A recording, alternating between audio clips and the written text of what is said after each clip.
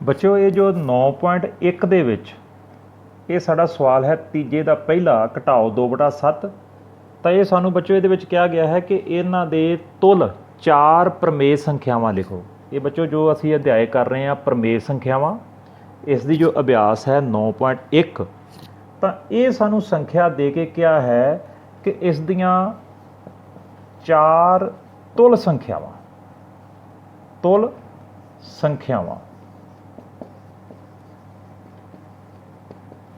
ਇਹ ਤੁਲ ਸੰਖਿਆਵਾਂ ਕੀ ਚੀਜ਼ ਹਨ ਅਸੀਂ ਹੁਣੇ ਸਿੱਖਦੇ ਹਾਂ, ਕਿਉਂਕਿ ਬੱਚਿਓ ਇਹ ਪ੍ਰਮੇय ਸੰਖਿਆ ਲਿਖੀ ਹੋਈ ਹੈ। ਅਸੀਂ ਇਸ ਨੂੰ ਪਹਿਲਾਂ ਵੀ ਪੜ੍ਹ ਚੁੱਕੇ ਹਾਂ ਕਿ ਜਿਸ ਤਰ੍ਹਾਂ ਬੱਚਿਓ ਅਸੀਂ ਭਿੰਨਾਂ ਕੀਤੀਆਂ ਸਨ ਕਿ ਜਿਸ ਤਰ੍ਹਾਂ 2/7, 4/8 ਜਾਂ 9/11 ਇਸ ਤਰ੍ਹਾਂ ਦੀਆਂ ਬਟਿਆਂ ਵਾਲੀਆਂ ਸੰਖਿਆਵਾਂ ਜਦੋਂ ਅਸੀਂ ਲਿਖੀਆਂ ਸੀ, ਅਸੀਂ ਇਹਨਾਂ ਨੂੰ ਭਿੰਨਾਂ ਕਿਹਾ ਸੀ।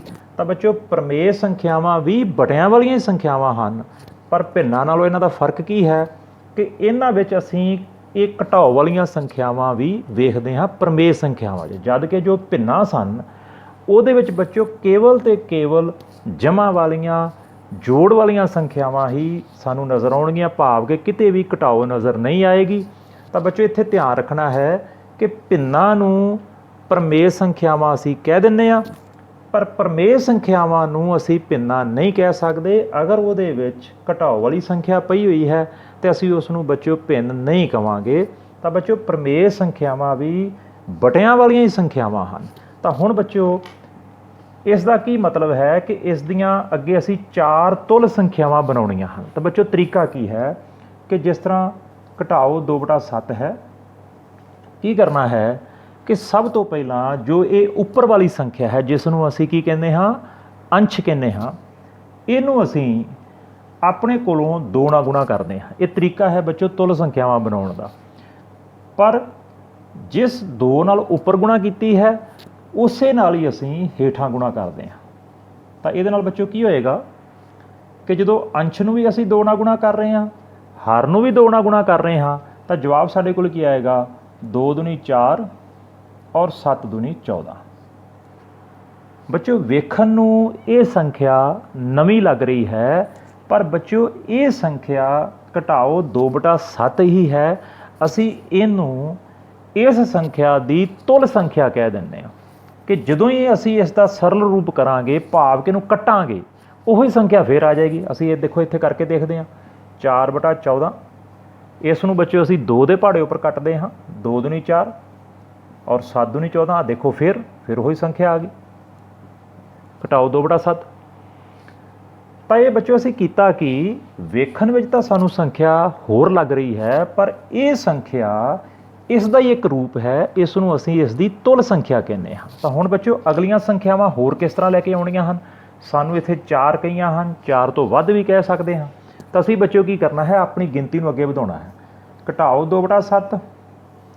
ਹੁਣ ਬੱਚਿਓ ਕੀ ਕਰਦੇ ਹਾਂ, ਅੰਸ਼ ਨੂੰ ਵੀ ਔਰ ਹਰ ਨੂੰ ਵੀ ਇੱਥੇ ਅਸੀਂ ਇੱਕ ਨਵਾਂ ਅੰਕ ਲੈ ਆਉਂਦੇ ਹਾਂ। ਸਾਡੇ ਕੋਲ ਤਾਂ ਕਿੰਨੀ ਗਿਣਤੀ ਹੈ, ਹੁਣ ਅਸੀਂ 3 ਦੀ ਵਰਤੋਂ ਕਰਦੇ ਹਾਂ।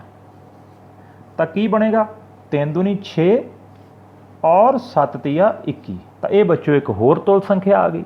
ਇਸ ਤੋਂ ਅੱਗੇ ਬੱਚਿਓ ਅਸੀਂ ਕੀ ਕਰਨਾ ਹੈ, ਹੁਣ ਦੁਬਾਰਾ ਫਿਰ ਘਟਾਓ 2/7 ਨੂੰ ਇੱਥੇ ਰੱਖਿਆ, 3 ਤੋਂ ਅੱਗੇ ਅਸੀਂ 4 ਦੀ ਵਰਤੋਂ ਕਰ ਲੈਂਦੇ ਹਾਂ, ਗੁਣਾ 4 ਗੁਣਾ 4।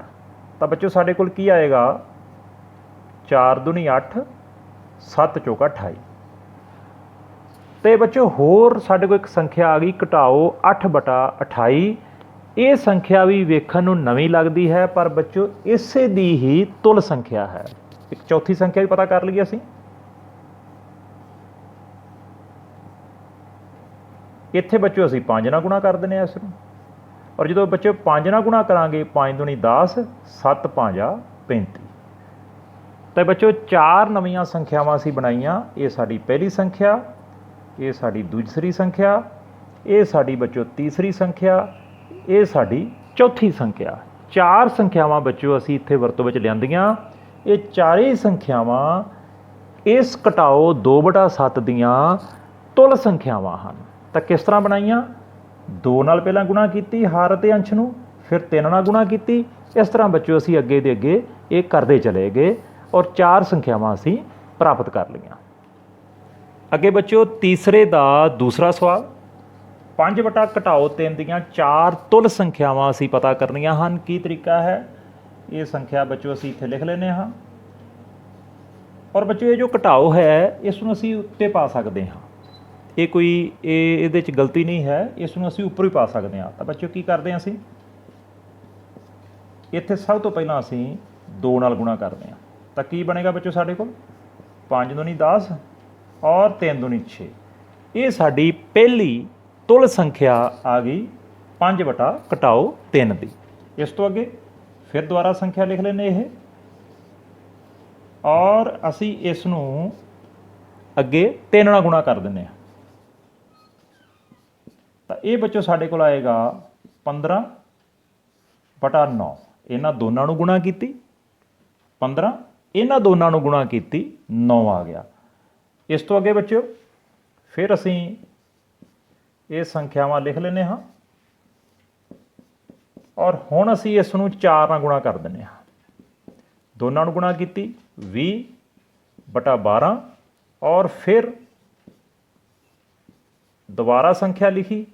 ਹੁਣ ਮੈਂ ਇੱਥੇ 5 ਦੀ ਵਰਤੋਂ ਕਰ ਦਿੰਦਾ ਤਾਂ ਸਾਡੇ ਕੋਲ ਆ ਜਾਏਗਾ ਘਟਾਓ 25 ਬਟਾ 15। ਤਾਂ ਦੇਖੋ ਬੱਚਿਓ ਮੈਂ ਕੀ ਕੀਤਾ, ਇਸੇ ਸੰਖਿਆ ਨੂੰ ਮੈਂ ਵਾਰ-ਵਾਰ ਲੈ ਰਿਹਾ ਹਾਂ, ਇੱਥੇ ਵੀ ਇੱਥੇ ਵੀ ਇੱਥੇ ਵੀ ਇੱਥੇ ਵੀ, ਪਰ ਜਿਸ ਅੰਕ ਨਾਲ ਅਸੀਂ ਗੁਣਾ ਕਰ ਰਹੇ ਹਾਂ ਉਹ ਆਪਾਂ ਆਪਣੀ ਮਰਜ਼ੀ ਨਾਲ ਨਵਾਂ ਲੈ ਰਹੇ ਹਾਂ। ਇੱਥੇ ਮੈਂ 2 ਲਿਆ, ਇੱਥੇ 3 ਲਿਆ, ਇੱਥੇ 4 ਲਿਆ, ਇੱਥੇ 5 ਲਿਆ। ਇਹਦੀ ਜਗ੍ਹਾ 'ਤੇ ਅਸੀਂ ਕੋਈ ਵੀ ਅੰਕ ਲੈ ਸਕਦੇ ਹਾਂ, ਪਰ ਸ਼ਰਤ ਇੱਕੋ ਹੀ ਹੈ, ਜਿਸ ਅੰਕ ਨਾਲ ਅੰਸ਼ ਨੂੰ ਗੁਣਾ ਕਰ ਰਹੇ ਹਾਂ ਉਸੇ ਨਾਲ ਹੀ ਅਸੀਂ ਹਰ ਨੂੰ ਗੁਣਾ ਕਰਾਂਗੇ। ਔਰ ਬੱਚਿਓ ਇਹ ਜੋ 4 ਇਹਦੇ ਜਵਾਬ ਆਏ ਹਨ ਇਹਨਾਂ ਨੂੰ ਲਿਖਣ ਦਾ ਤਰੀਕਾ ਕੀ ਹੈ, ਇਸ ਨੂੰ ਅਸੀਂ ਮਿਟਾ ਦਿੰਦੇ ਹਾਂ ਔਰ ਜਵਾਬ ਆਪਣੇ ਅਸੀਂ ਇਸ ਤਰ੍ਹਾਂ ਦੇਣੇ ਹਨ।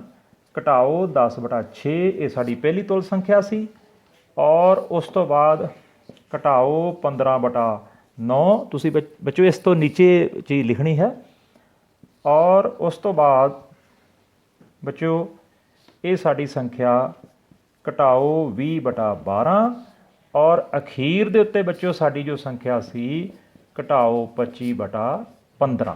ਤਾਂ ਇਹ ਬੱਚੋ 1 2 3 4 ਇਹ ਚਾਰੇ ਦੀਆਂ ਚਾਰੇ ਇਹ ਸੰਖਿਆ ਦੀਆਂ ਤੁਲ ਪ੍ਰਮੇਯ ਸੰਖਿਆਵਾਂ ਹਨ।